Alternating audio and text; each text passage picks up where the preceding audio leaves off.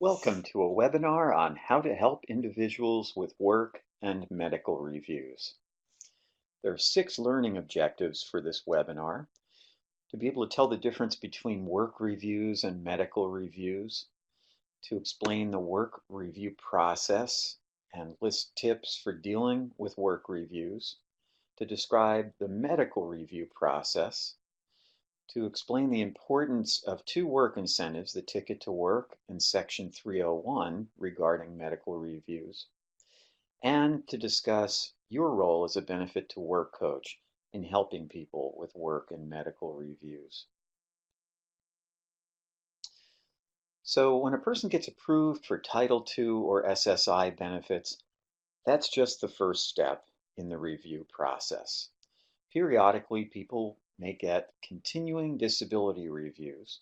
There are 2 kinds if you get Title II benefits. If you get Title II and you go to work, you undergo what's known as a work continuing disability review, or work CDR for short, or simply a work review, which is used to determine whether your earnings may change your benefit status or your work incentive status. If you get either Title II or SSI benefits, then Social Security checks up on you from time to time, whether or not you're working, to see if you've medically improved. This process is called a medical continuing disability review, or medical CDR for short, or simply a medical review. So a couple of exercises for you. When Social Security reviews the impact of a person's earnings on Title II benefits, it's called A, Medical CDR or Medical Review, B, Work CDR or Work Review, or C, Redetermination. And the correct answer is B, a Work CDR or Work Review. Exercise 2, when Social Security reviews a person's disability to see if she or he has medically improved, it's called an A, Medical CDR or Medical Review, B, Work CDR or Work Review, or C, Bummer. The correct answer is A, Medical CDR or Medical Review, although C may be correct as well. Now, when a person starts working, she or he must always report earnings to Social Security.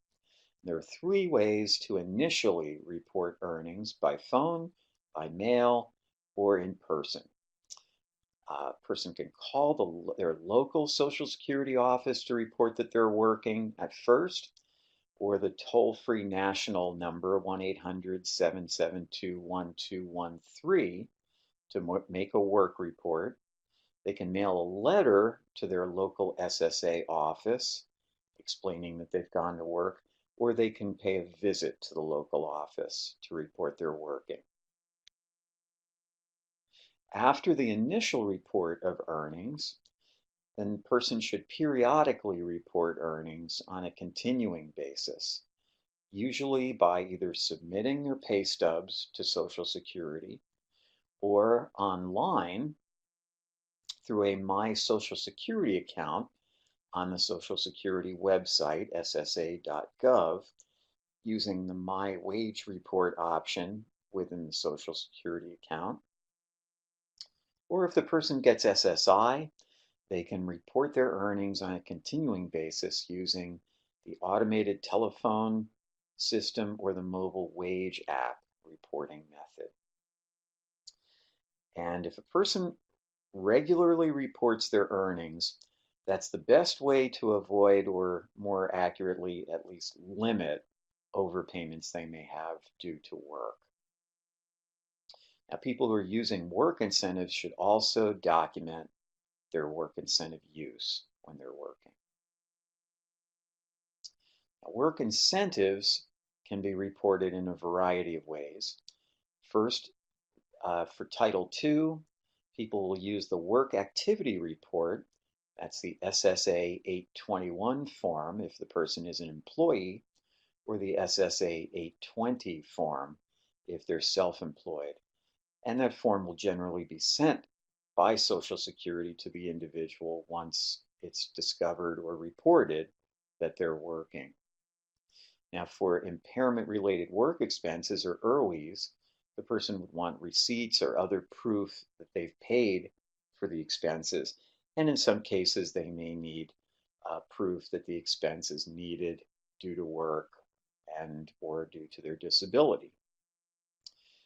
If the person is receiving Title II benefits and they're using an employer subsidy for reduced productivity or extra help provided on the job by the employer, then they'll generally want to have the employer complete the Work Activity Questionnaire, SSA 3033, to document the subsidies. And if a supported employment provider is providing job coaching, then the subsidy for job coaching would generally be reported with a statement, a letter from the supported employment provider. When a person reports earnings or work incentives or basically anything else to Social Security, they should always get a receipt. So they'll have proof that they reported the information just in case Social Security loses it. You can get much more information about reporting wages and work incentive use on a separate webinar called Reporting Wages and Work Incentive Use. Now, when a person on Title II reports earnings, Social Security has to determine whether they're using trial work period months, if their trial work period hasn't already been exhausted, and if they've finished their trial work period, SSA needs to determine if they're doing SGA, substantial gainful activity. If it appears that the person's earnings might change their work incentive status with trial work period months or SGA after the trial work period, then SSA will conduct a work CDR, a work review, to determine their status and whether their cash benefits can continue.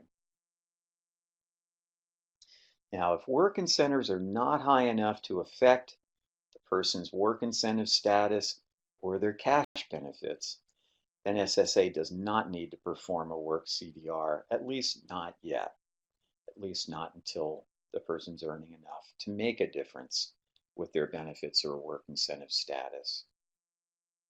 Now, suppose a person is working and doesn't report their earnings. Social Security will find out anyway. Unless the person's working under the table, the IRS will periodically report earnings to Social Security, generally by the middle of the following calendar year. And then Social Security will initiate a work CDR. So how does Social Security do a work CDR? The first thing they'll do, generally, is to send a work activity report form to the individual so they can get more information about the work and the earnings.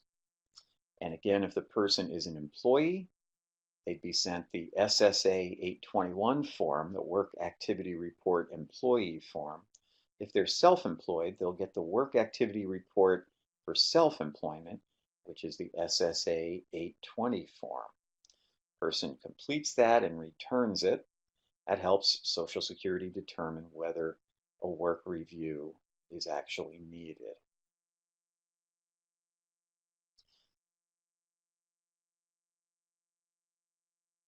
So the forms, the SSA 821 or the SSA 820, will provide information about the employer or the business the person has started, their monthly earnings, and some work incentives. For example, the SSA 821 documents IRWEs, subsidies and special conditions, and unsuccessful work attempts.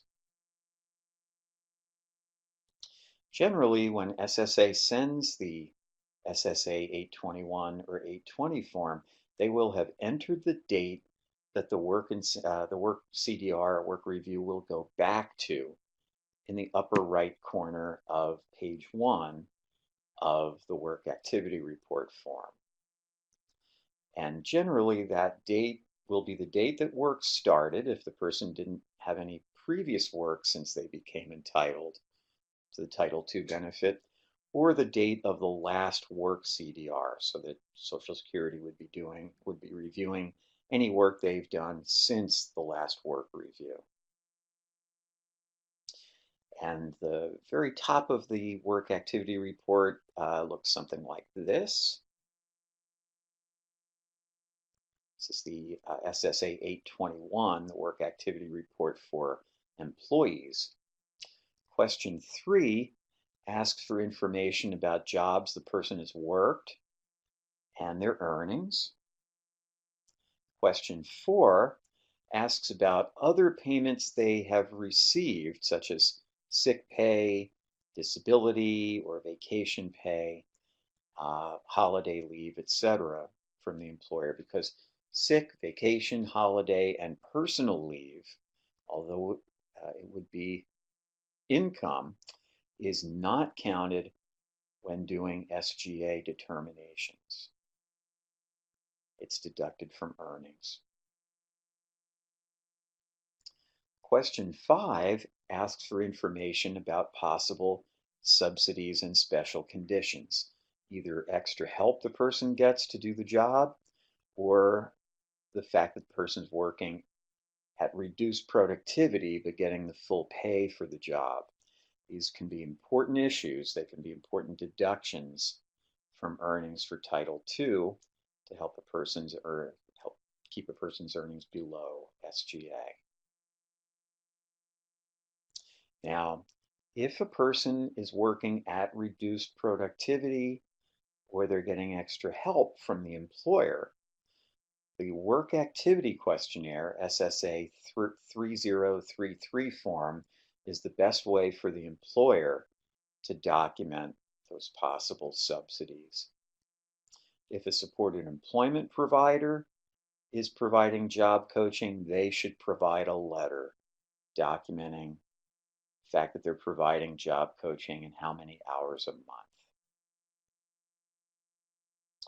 Question 6A talks about possible unsuccessful work attempts. Now, an unsuccessful work attempt is a work effort that is definitely SGA level work, but either the person stops working or their earnings drop below SGA within 6 months due to the person's disability, in which case Social Security does not count the work effort when making an SGA determination. Even though the person did SGA, it's not going to be counted as SGA by Social Security. Question 7 covers IRWEs, impairment-related work expenses. The person will enter the item or service, the amount they paid for, and the dates. They generally want to keep receipts or monthly statements or other proof of payment to submit with the SSA 821 form, or if they're self-employed, along with the SSA 820 form. IRWEs can be used by self-employed people as well. Now, in some cases, if it's not obvious how an IRWE relates to the person's disability, Social Security might ask for verification from a healthcare provider that that expense is in fact related to the person's disability or another medical condition that's being treated by a licensed professional. And the person might want to get a provider's statement in advance, even before Social Security asks for it, and be proactive about it. And this is what question 7 looks like on the SSA 821 form.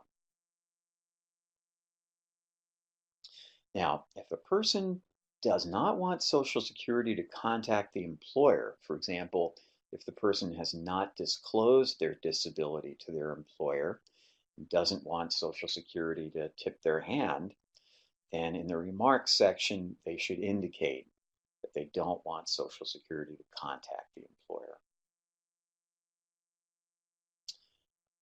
So the person completes the SSA 821 or SSA 820 form, sends it back to Social Security along with supporting documents, and Social Security will send a letter explaining the results of the work review. And the letter will indicate whether the person's used trial work period months and how many, if the trial work period hadn't previously been used up. If the trial work period is finished, it will explain when the extended period of eligibility or EPE started, which is the month after the trial work period ended, and when it ended, if it's already completed, or when it will end, because the EPE is always the 36 consecutive months immediately following the last trial work period month. And if the trial work period is finished, the result of the work CDR and the letter that's provided should explain whether the person has done SGA after the trial work period. So a few more exercises. Giselle receives a Childhood Disability Benefit, or CDB, also known as Disabled Adult Child, or DAC, and starts her first paid work since she became entitled to CDB. She earns gross wages of $560 a month. Does Giselle need a work CDR? She has that level of earnings.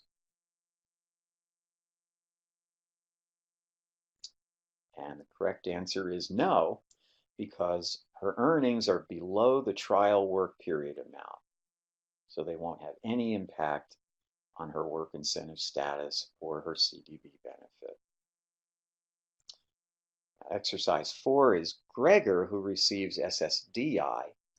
He used his 9th and final trial work period month last year, and now he starts a new job where he's earning gross wages of $1,560 a month. He's not blind. Does Gregor need a work CDR?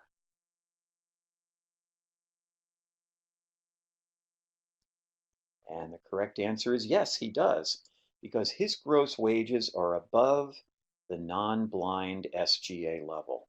So Social Security needs to determine whether in fact he's doing SGA after his trial work period in this job.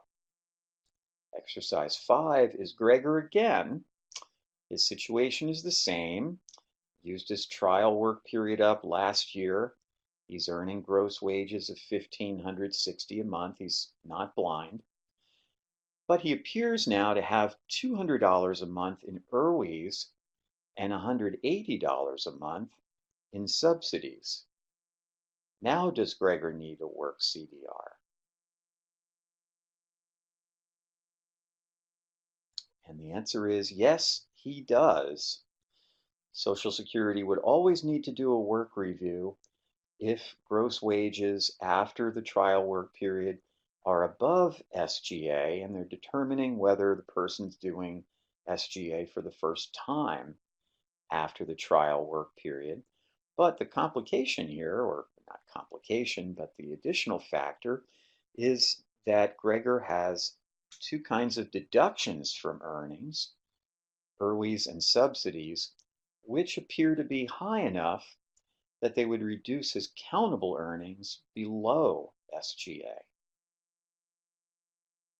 So during his work CDR, it's likely that Social Security will determine that he's not been doing SGA despite his gross wages being over the $1,220 a month SGA level in 2019.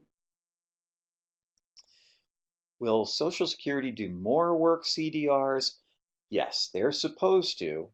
If a person starts work, stops work, has a change in earnings, and if the change could cause them to have a change in benefit status, either for their cash benefits to stop or restart, or for their work incentive status to change, using trial work period months or no longer using them, starting or stopping doing SGA after the trial work period.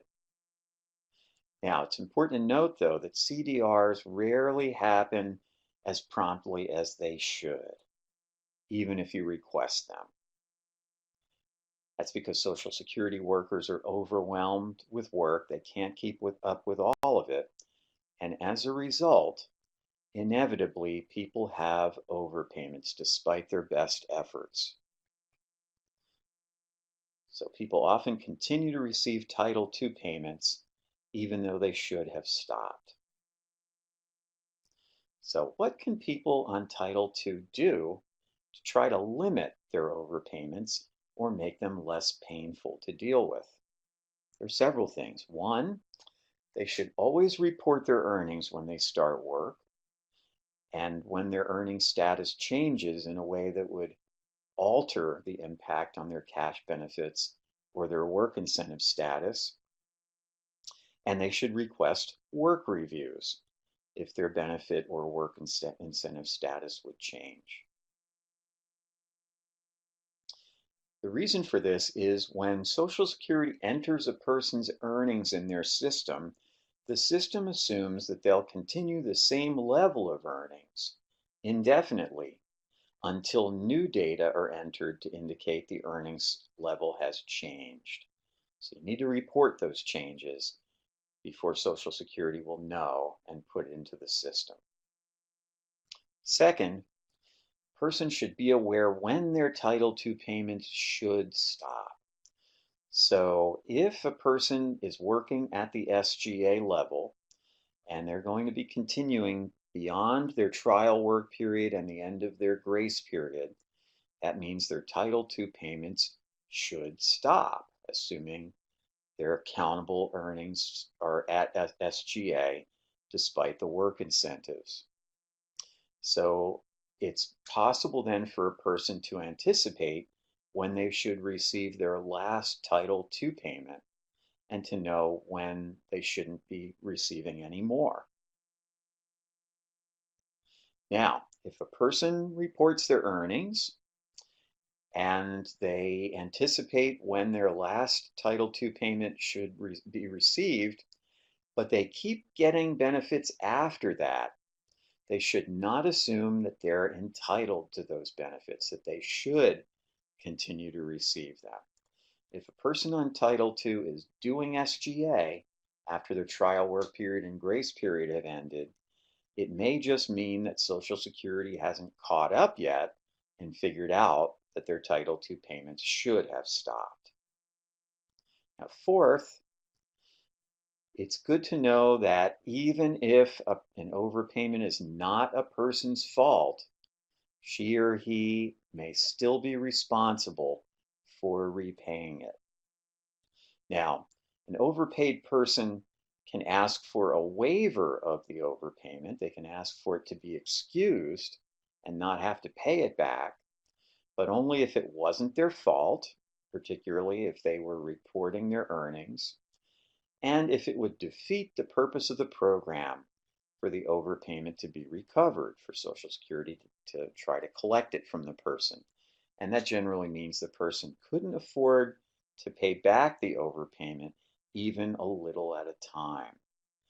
So it's often the case that even though the person was not at fault, they could at least make small monthly payments toward the overpayment, and then they would still be responsible for repaying it. So if a person continues to get Title II payments longer than they should not spend the extra money.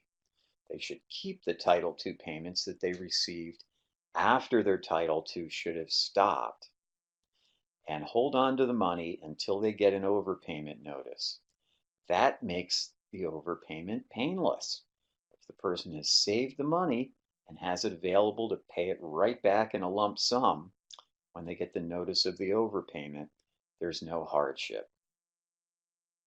Sixth, for people who plan to do SGA and who know their Title II payments are going to stop, while they're in their trial work period and their grace period, and their Title II payments legitimately continue, they should not spend the Title II payments.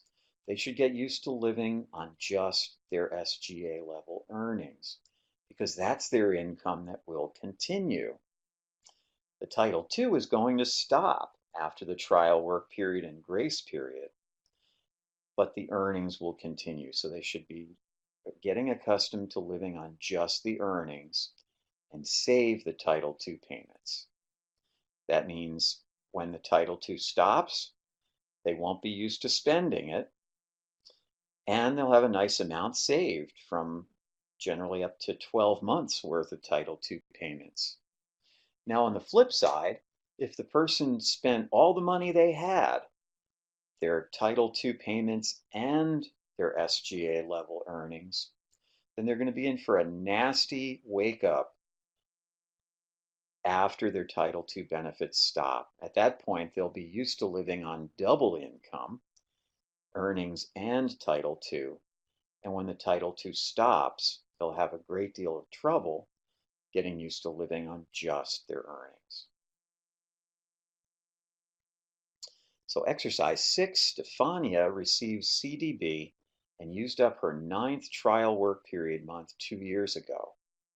She started a job in January earning $1,040 a month gross wages. She reported her wages to SSA. They determined she was earning below SGA. Her earnings increased to $1,559 a month this month. She has possible IRWs and subsidies that total about $400 a month. What should Stefania do? Well, she should do several things. First, she should report her increased earnings to Social Security. She should request a work review because now she is earning gross wages above SGA, and she should document her IRWs and subsidies, which appear to be high enough that they should keep her countable earnings below SGA. Exercise 7, Dimitri receives $850 a month SSDI, and he just started his first paid work since he became entitled to SSDI. He's working full-time and earns gross wages of about $2,600 a month. He's not blind. He has minimal IRWs and no subsidies. So name 3 things Dimitri should do.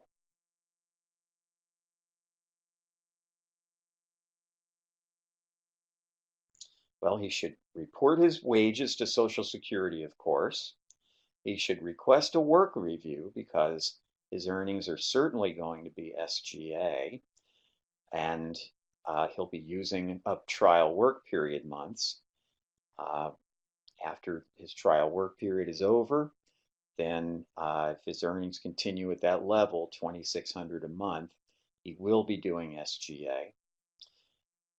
And he should save his SSDI and not spend it. He should get used to living on just the $2,600 a month gross wages because his SSDI is going to stop after his trial work period and grace period are over.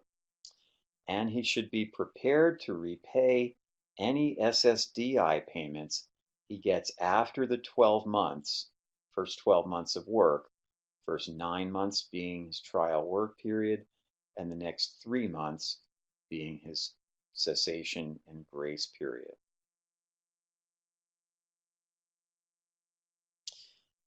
Okay, so that's it for work CDRs or work reviews. Now let's move on to medical continuing disability reviews. While work reviews, work CDRs, apply only to Title II benefits, although Social Security does evaluate earnings for SSI, those are called redeterminations. Medical continuing disability reviews apply to people who get either Title II or SSI, or both. Social Security has to review a person's disability periodically to see if they've medically improved. And they use a couple of other terms for medically improved. They also use the term medically ceased or term medically recovered. They all mean the same thing. Now, if a person is medically improved, medically ceased, or medically recovered, then usually their benefits will continue for 2 full calendar months after the month that they sent the notice of medical improvement, and then they're terminated. But there are some exceptions when benefits can continue longer. Now, if the person gets a notice of medical improvement, but they appeal that determination within 15 days of the date on the letter, then their benefits can continue while they're waiting for the result of an appeal. Or if they're approved for a work incentive called Section 301, which we'll get to in a moment. Now, the Disability Determination Service, that's the same state agency that makes the medical disability decisions for Social Security, also conducts the medical continuing disability reviews for Social Security. So how often are these medical CDRs conducted? That depends on how likely Social Security thinks it is that the person's disability will improve. Now, if the person has a disability that's expected to be short-term, person is expected to get better, they call that medical improvement expected, then the medical reviews can be every 6 to 18 months. If medical improvement is possible, but not necessarily expected, then they're supposed to happen every 3 years or so. If medical improvement is not expected, person's disability is not expected to get better, then the medical CDRs happen generally every 5 to 7 years. Now, it's important to note that because Social Security's workload is so heavy and their budget is limited, medical CDRs are often delayed longer than they should be, sometimes much longer, sometimes years later. But there's good news. If a person's medical review is delayed, there's no penalty to the individual. So even if the medical review shows that they've medically improved, and even if they medically improved long before the review occurred, their benefits won't stop until 2 full calendar months after the date on the letter that said that they were medically improved. They won't have an overpayment for the previous period before they got the letter of medical improvement. So the standard of proof for a medical CDR is not as demanding as the standard of proof when a person first applies for benefits. The medical CDR uses something called the Medical Improvement Review Standard. That just means they're evaluating whether the person's disability has medically improved at all since the last time they had a medical review. It's not starting all over and determining from scratch whether they meet Social Security's medical definition of disability. So this is different from the standard that they use when you first apply for benefits. When you first apply, the burden of proof is on you to show affirmatively that you meet their definition of disability. When you go through a medical review, you're using the Medical Improvement Review Standard.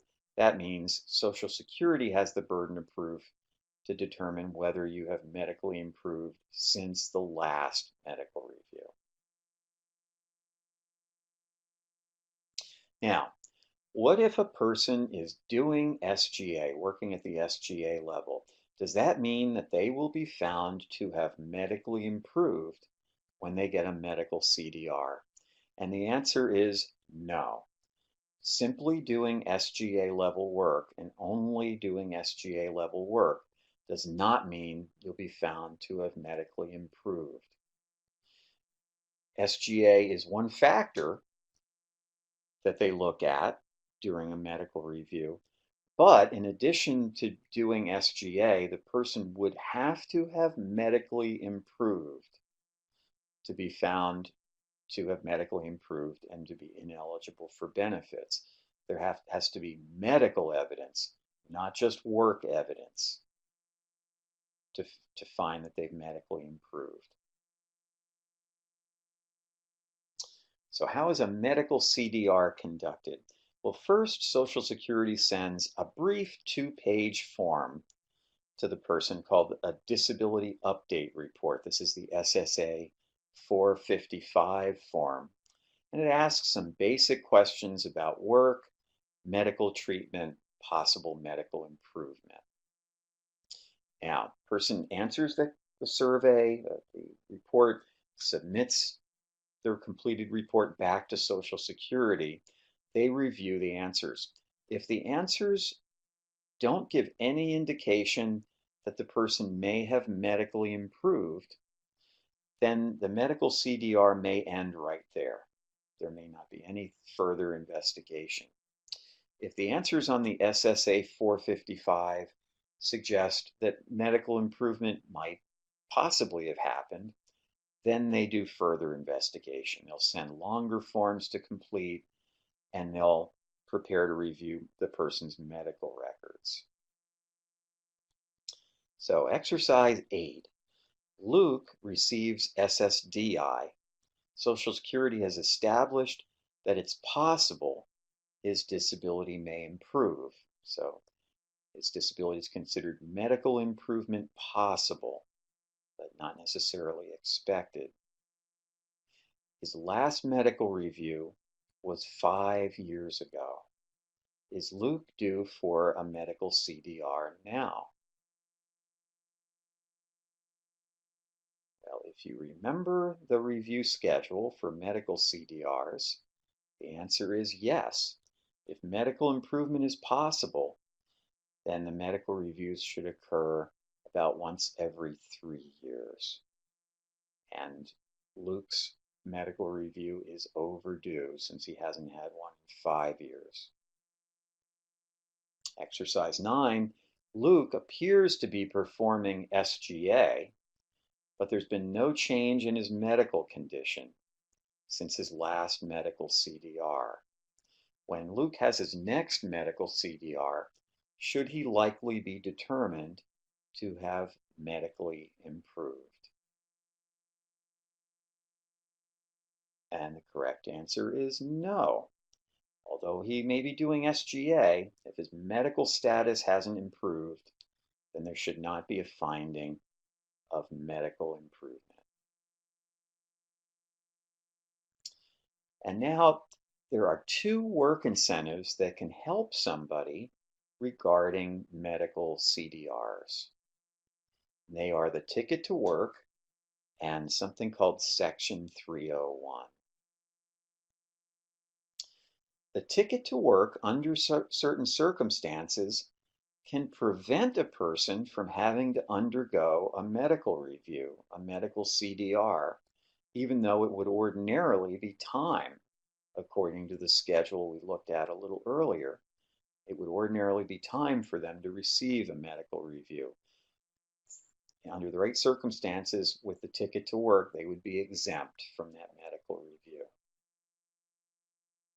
So the ticket to work is a Social Security program that helps beneficiaries get employment services to support work, particularly work at the SGA level.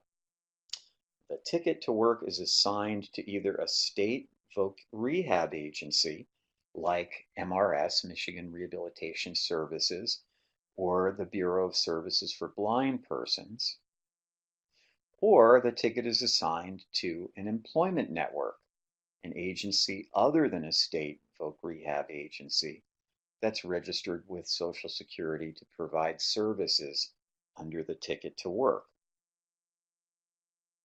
And the state VR agency or the employment network, EN, provides services to the individual after their ticket is assigned to that agency.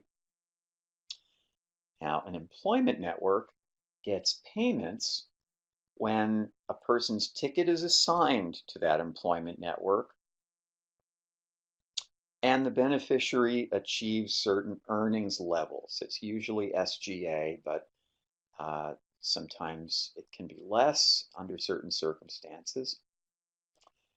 And the state voc rehab agency gets money called cost reimbursement if the individual works generally 9 consecutive months at SGA, although it can sometimes be 9 out of 12 months if there are extenuating circumstances.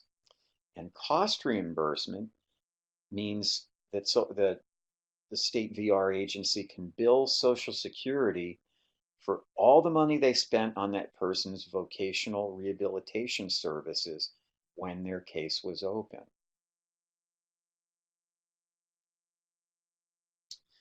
Now, suppose a beneficiary has assigned their ticket to either a state VR agency or an EM, and they're making what Social Security calls timely progress. If they meet both of those conditions, they've assigned their ticket and they're making timely progress, then they're protected from medical CDRs, even if it would ordinarily be time for them to get one. So what does timely progress mean? Well, there are very specific criteria that define timely progress, and they change generally with each year that the ticket is assigned. Generally, the longer the ticket has been assigned, the more demanding the timely progress criteria are. Timely progress is generally met through either work at certain earnings levels or completing certain amounts of education or a combination of earnings and education. Now you can find the timely progress criteria that are spelled out according to which year of ticket assignment the person is in at the link on this screen. And the Ticket to Work hotline at 1-866-968-7842 can verify what the timely progress criteria are for a particular individual if they're not sure, the individual and you are not sure which year of ticket assignment they're in. So if a person's ticket is assigned and they're meeting the timely progress criteria for the year of their ticket assignment, then they're protected from medical CDRs, and then Social Security can't find that they've medically improved, even if they have. They can't find medical improvement without doing a medical review. So ticket assignment combined with timely progress can prevent a medical CDR from happening and therefore prevent a person from being found to have medically improved even if they have. So how long can the ticket protect a person from having medical CDRs? Well, as long as the ticket is assigned and they're making timely progress. There's no particular time limit. As long as the ticket is assigned and the timely progress continues, generally the medical CDR protection can last for up to all possible ticket payments that the employment network could receive. And it's usually almost 4 years, or 47 months for Title II, and up to 78 months for SSI, which is about 6.5 years.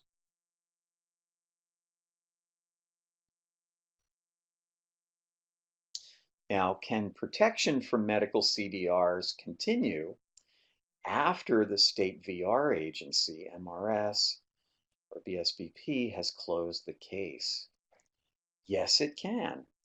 If a person has their VR case closed and then they assign their ticket to an employment network within 90 days after the VR closure, and if they continue to make timely progress, then the protection from medical CDRs will continue.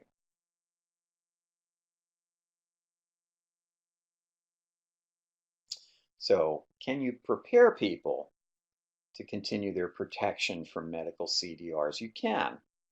So if a person is concerned about having medical continuing disability reviews, you can discuss the ticket with them and show them the timely progress criteria they'd have to meet to be exempt from medical reviews. You can call the ticket hotline to make sure you know which year of ticket assignment they're in and therefore which particular timely progress requirement they need to meet. If they want to perform timely progress, to meet the timely progress criteria, to get protection from medical CDRs, want to make sure they understand the criteria. They talk with their VR counselor to incorporate a plan for meeting the timely progress criteria in their individualized plan for employment. And then encourage the person to think about employment networks that they could assign their ticket to after their VR case is closed. And you can go to the chooseworkttw.net site to find a list of employment networks that operate in Michigan. Now, the other work incentive that has an impact on medical CDRs is called Section 301.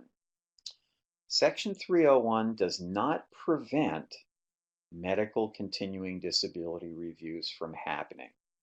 But what it does is, if a medical CDR shows that a person has medically improved, Section 301 lets the person's cash and medical benefits continue for a period of time, even though they've been found to have medically improved. So to be eligible for Section 301, a person first would have undergone a medical CDR and would have been found to have medically improved. They have to have been participating in a written plan of vocational rehabilitation or similar employment services since before the month that they got the notice of medical improvement. And they have to continue those services for at least 2 full calendar months after the month that they got the notice saying that they'd medically improved. And finally, Social Security needs to determine that that person's participation in those services will decrease the likelihood that the person will go back on benefits in the future, because they'll be getting work experience and skills that will make it less likely that they would be found to meet Social Security's disability criteria if they applied for benefits again in the future. So under Section 301, if you're approved, even though you have been found to have medically improved, your Title II and Medicare benefits or your SSI and Medicaid benefits can continue. And they'll continue until either you've finished participating in the program or you stop participating in the program, with the exception of temporary interruptions that can last up to 3 months, or Social Security decides that your continued participation in those services will no longer decrease the likelihood that you'll go back on benefits in the future. So suppose you're approved for Section 301, your benefits continue, and then you do paid work as part of your written plan within those services. What happens then?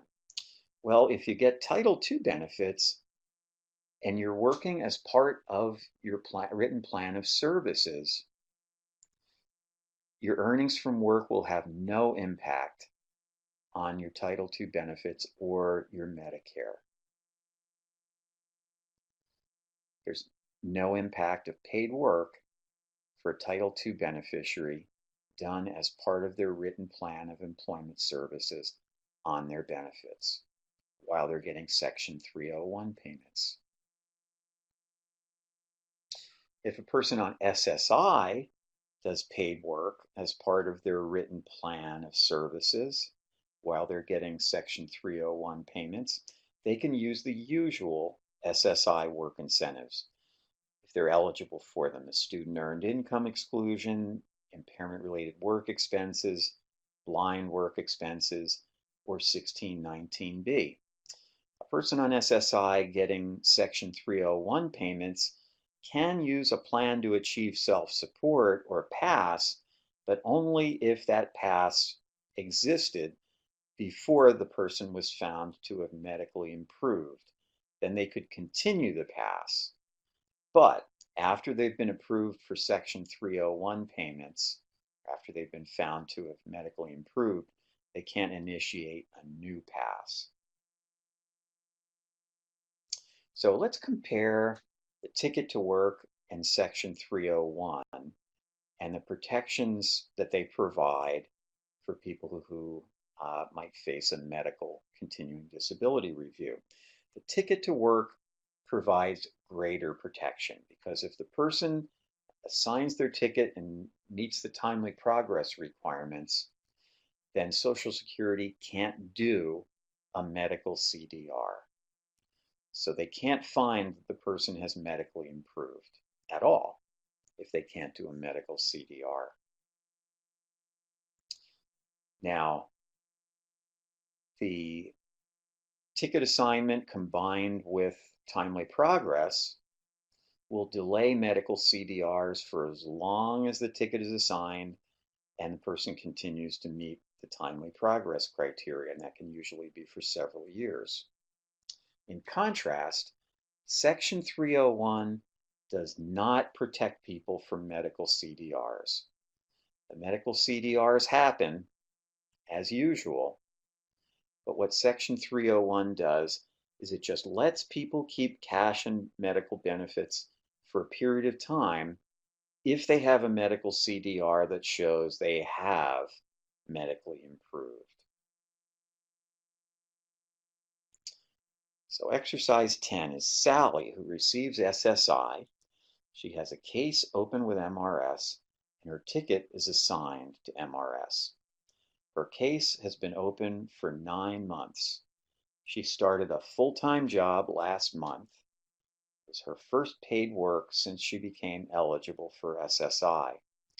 She gets a notice from SSA stating that she's due for a medical CDR. What is her best protection for her SSI?